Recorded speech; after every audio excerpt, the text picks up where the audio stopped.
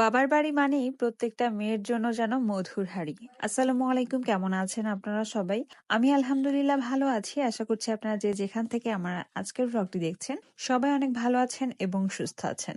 সবার কি অবস্থা, কে কোন জায়গা থেকে আমার আজকের ব্লগটি দেখছেন সেটা কিন্তু কমেন্টসে জানাতে একদমই ভুলবেন না।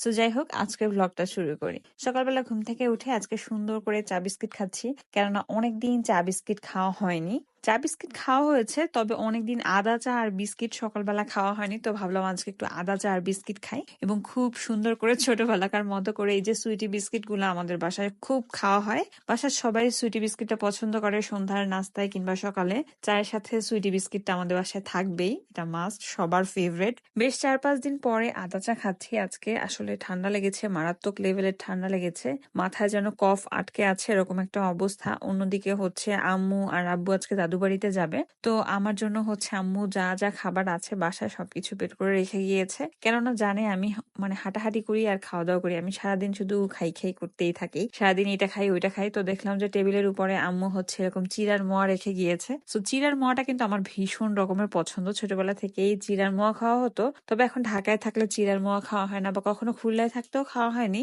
তবে এখানে চিড়ার মোয়াটা খুব খাওয়া হয়। সো এই জন্য অনেকদিন পর চিড়ার মোয়া পেয়ে তো আমি ভীষণ খুশি, একবারে টুকটুক করে 4-5টা খেয়ে ফেলেছি। আসলে আমার খাওয়ার কোনো হিসাব থাকে না, আমি হাঁটাহাঁটি করি আর খাওয়া দাওয়া করতেই থাকি। তারপরে আব্বুর ছোট্ট যে ক্ষেত আছে সেখানে গেলাম, দেখলাম মাশাআল্লাহ অনেকগুলো বেগুন হয়েছে। তো বেগুনগুলো দেখে আসলে মনটা ভালো হয়ে গিয়েছে, মনে হলো যে না, এবার রমজান মাসে বেগুন মনে হয় আর কিনতে হবে না বেগুনির জন্য।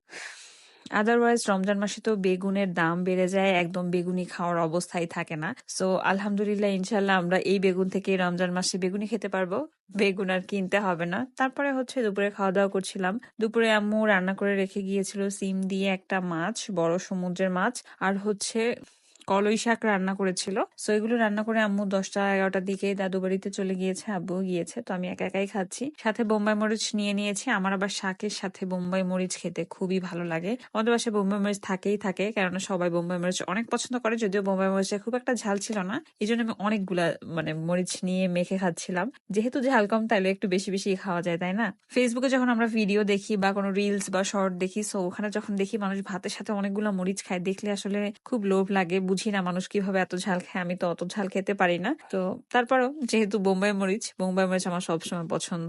তারপর দেখলাম টেবিলের উপরে এক বয়ম আচার রাখা আছে, এটা নানুবাড়ি থেকে এসেছে, জলপাইয়ের আচার, নানুবাড়ির গাছের জলপাই, সেখান থেকে আচার বানিয়ে নিয়ে এসেছে আম্মু। সো আম্মু যখন নানুকে দেখতে গিয়েছিল তখনই এই আচারগুলো বানিয়ে এনেছে। এটা ভর্তার সাথে খেতে ভীষণই মজা, অনেক মজা হয়েছে, অনেক পরিমাণে সর্ষে দিয়ে জলপাই দিয়ে একদম খুবই সুন্দর একটা তেলের আচার, যেটা ভাতের সাথে খেতে খুবই ভালো লাগে। তো আমিও একটু আজকে শাকের সাথে মাছের সাথে একটু মেখে ভর্তা খেয়েছি, যেহেতু অনেকদিন ভাতের সাথে আচার খাওয়ার সুযোগ পেয়েছি, তো ভাবলাম যে একটু টেস্ট করি। সো যাই হোক, এভাবেই খাওয়া দাওয়ার উপরেই আজকে দিনটা একা একা কাটলো। সো আজকে এখানেই বিদায় নিচ্ছি, সবাই ভালো থাকবেন, সুস্থ থাকবেন এবং আমাদের জন্য অনেক অনেক দোয়া করবেন। যদি ইউটিউব থেকে আমার আজকের ব্লগটি দেখে থাকেন তাহলে অবশ্যই সাবস্ক্রাইব করতে ভুলবেন না, এবং যদি ফেসবুক থেকে দেখে থাকেন তাহলে অবশ্যই আমার পেজটাকে ফলো করতে ভুলবেন না। সবাই ভালো থাকবেন, আল্লাহ হাফেজ।